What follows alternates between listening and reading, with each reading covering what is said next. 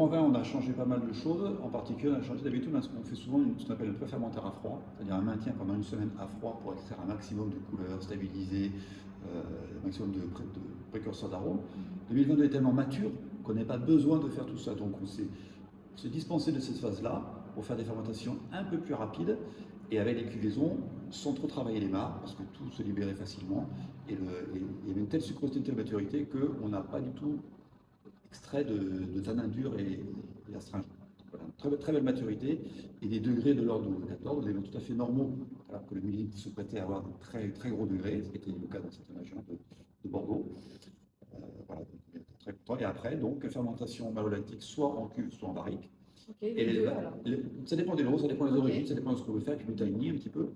Et après, l'élevage se fait sur 14 mois à peu près, dans des barriques soit neuves, soit des barriques neuves. On va rester dans l'élevage cette année sur 40% de barriques neuves, 60% de barriques neuves. d'accord, ok. Et donc, ce grand vin, quand est-ce que tu verrais la dégustation? Est-ce qu'on Alors, l'ouvre prochainement alors là, vraiment, on est sur un très beau millésime de garde, très équilibré. Alors, on cherche toujours à faire des vins qui soient accessibles rapidement, mais de garde. C'est un petit peu la problématique parce que c'est encore tout à voir pour le grand vin. Donc, nous, on sait déjà en tant que technicien que dans les 2-3 ans, on commencera à l'apprécier à condition de le carafer. Mais c'est un millésime qui sera vraiment bien dans les 5-6 ans, on commencera vraiment à s'exprimer.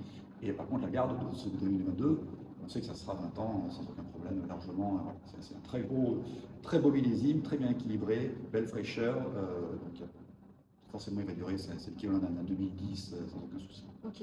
Et avec quoi est-ce que tu te verrais l'accompagner? Donc là, on rentre dans des plats un peu plus structurés, un peu plus puissants, des grosses grillades, des plats en sauce, on peut commencer. Voilà, c'est ce type de plat.